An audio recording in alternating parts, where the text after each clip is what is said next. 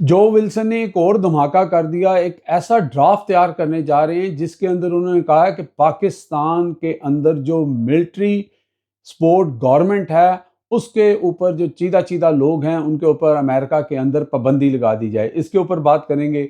इसके साथ जो तीसरा खत इमरान खान साहब का आया है उसके ऊपर वो कहते हैं पत्ता पत्ता बूटा बूटा हाल हमारा जाने है, जाने ना जाने गुल ही ना जाने बाग तो सारा जाने है। इसके ऊपर बात करेंगे।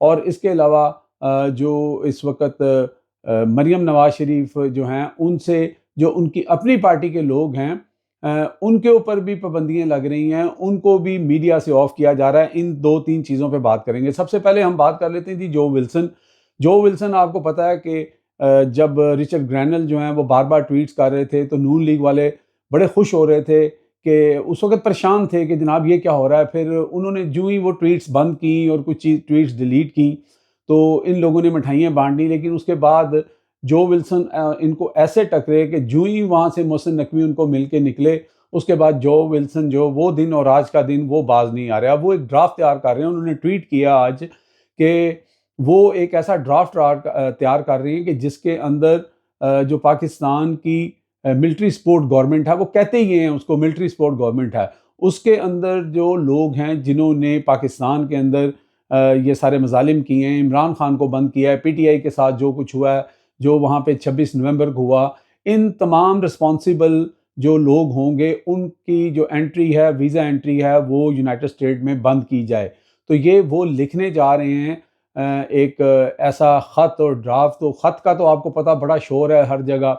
अब तीसरा ख़त इमरान खान साहब का भी आ गया है और उसके अंदर भी जो है वो डिनाइल चल रहे हैं। आर्मी चीफ साहब का भी उसमें बयान आया है कि उनको पहली बात तो ये है कि उनको कोई ख़त मिला नहीं, ना उन्होंने पढ़ा। अगर आता भी तो वो प्राइम मिनिस्टर को भेज देते। चलें, बहरहाल वो तो सब लोग बता चुके हैं कि ये एक ओपन लेटर था। और मैंने जो शेर पढ़ा उसके मुताबिक ये है कि उस जो 3 ख़त अभी तक आए हैं उनके जो मेजर पॉइंट थे, जिन चीज़ों के ऊपर इमरान खान ने बात की है वो हकीकत में वो एक इन्फॉर्मेशन है आम जनरल पब्लिक जो पाकिस्तान की है।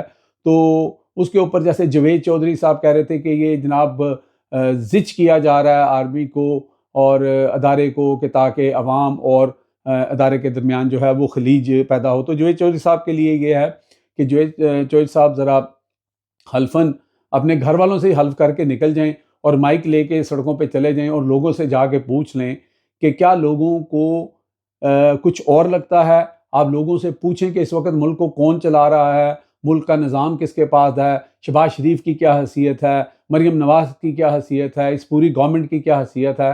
तो मुझे नहीं लगता कि उनको इवन नून लीग वाले जो हैं वो भी उनको सच बता देंगे कि असल में बात है क्या। क्योंकि जब एक तरफ आपने यानी कि प्राइम मिनिस्टर साहब की आज एक तस्वीर भी बड़ी वायरल हुई, उसके ऊपर भी बड़ी सोशल मीडिया के ऊपर बहस हुई, और दूसरी तरफ आप देखते हैं कि मोहसिन नकवी जो हैं वो एक समझ लें कि डिफेक्टो वज़ीर आज़म के तौर पे काम कर रहे हैं। उनको बहुत सारे ऐसे जो हैं ओहदे दे रखे हैं उनके अंडर जो हैं बहुत सारी पीसीबी को लेकर देख लें आप, और बाकी चीज़ें सारी उनको दे रखी हैं। वो ज़्यादा ताकतवर लगते हैं बनिस्बत प्राइम मिनिस्टर साहब के। ये भी आप आवाम से पूछ लें तो आवाम आपको बता देगी। तो बेसिकली मैंने जो शेर पढ़ा है वो बिल्कुल पूरा होता है, सब लोग जानते हैं। और ये एक मैसेज है और एक समझ लें कि एक याददाश्त है जो बताई जा रही है वक्त रहते हुए कि जनाब ये चीज़ें सारी अगर हम ठीक कर लेंगे तो आगे मुल्क के हालात ठीक हो सकते हैं। और जब वो इमरान खान अपने लेटर के अंदर स्टैब्लिशमेंट को बात करते हैं तो वो पूरी फौज को बात नहीं कर रहे। वो ये कह रहे हैं कि पूरी फौज के साथ जो है वो मामला हो रहा है, पूरी फौज इसमें बदनाम हो रही है। स्टैब्लिशमेंट के कुछ ऐसे एक्शंस हैं, अगर वो उनके ऊपर रजू कर लें तो चीज़ें जो हैं अवाम के दरमियान और अदारे के दरमियान बेहतर हो सकती हैं और ये खलीज कम हो सकती है। अब अगर किसी ने नहीं मानना, किसी ने नहीं उस तरफ देखना, तो उसके लिए तो कुछ नहीं किया जा सकता। अलबत्ता इमरान खान की जो बातें हैं, जो वो उसके अंदर पॉइंट्स लिख रहे हैं, वो अगर आप देखें तो वो बिल्कुल वही लिख रहे हैं कि जो कुछ हो चुका है और जो कुछ हो रहा है। कहीं पे भी इमरान खान ने अपने लिए कोई रियायत नहीं मांगी।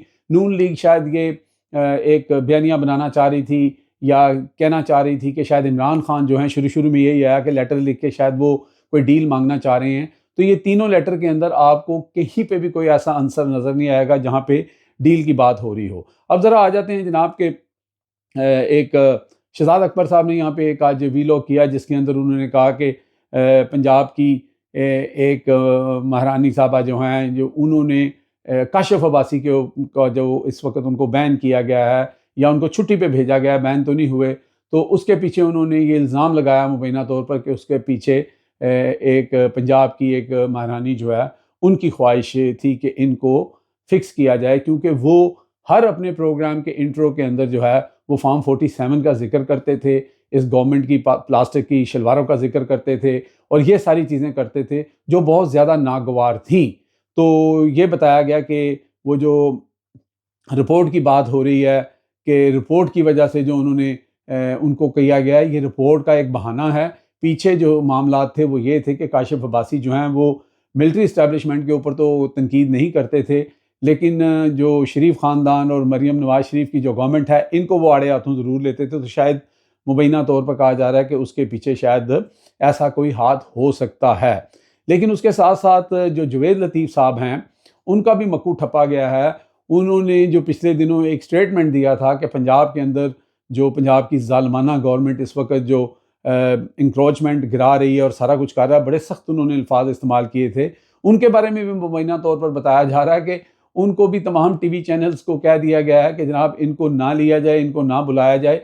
अब ये इल्ज़ाम है या इसमें हकीकत है, ये आने वाले दिनों में आपको पता लग जाएगा कि जो जवेद लतीफ़ साहब हैं वोकल तो वो बहुत बड़े हैं, बड़ी बड़ी बातें भी करते हैं और अक्सर ये कहा जाता था कि वो नवाज़ शरीफ साहब के हुक्म के ऊपर करते हैं। नवाज़ शरीफ साहब उनको जब उनका बटन दबाते हैं तो फिर वो आके शुरू हो जाते हैं। लेकिन इस दफ़ा नवाज़ शरीफ इस मसले में मुझे नहीं लगता कि वो जवेद लतीफ़ साहब को ऑन बोर्ड लेंगे और कहेंगे कि नहीं भी लगे रहो मुन्ना भाई, ये हो नहीं सकता। लेकिन बज़ाहिर ये रिपोर्ट जो है वो शहजाद अकबर साहब ने अपने वीलॉग के अंदर किया है कि ऐसा भी कोई सिलसिला चल रहा है।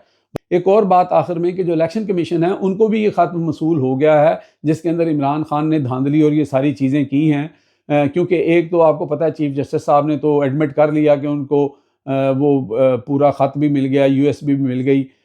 चीफ ऑफ आर्मी स्टाफ जो हैं वो इस पर डिनाई कर रहे हैं, लेकिन उधर से इलेक्शन कमीशन ने भी ये मान लिया क्योंकि उन्होंने अपना जवाब दिया कि जब पीटीआई की हुकूमत थी तो उस वक्त भी पीटीआई जो है वो इस्टेब्लिशमेंट के साथ मिल के जो है सब लोग एक पेज पे थे। तो इलेक्शन कमीशन उस वक्त भी आज़ाद था और ना उस वक्त इलेक्शन कमीशन किसी जो है वो धांधली या किसी चीज़ का इंडिपेंडेंट अदारा था, हिस्सा था और ना भी हिस्सा है।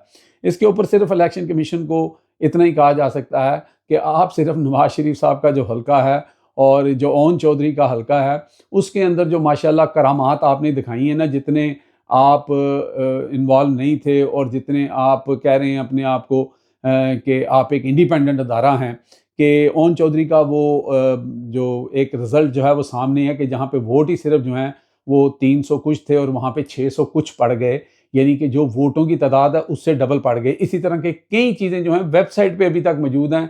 जो नवाज शरीफ के हल्के के अंदर भी यही कुछ हुआ कि अगर वोट जो है वहाँ पे 900 है तो वोट निकल रहा है 1300। तो बाकी जो कटिंग है, जो दूसरी चीज़ें हैं उसको तो एक साइड पे कर दें। तो आपकी जो गैर जानबदारी है ना वो सारी दुनिया ने देख ली है। बेहतर यही है कि आप खामोशी से अपनी नौकरी करें। आप के इस वक्त हाथ भी कढ़ाई में हैं और सर भी कढ़ाई में है, आप रिटायर्ड होकर भी बादशाह बने हुए हैं, तो आपको ऐसे बयान देने की क्या ज़रूरत है। अब तक के लिए इतना ही। देखते रहे मेरा channel hit list by Amjad Chaudhary.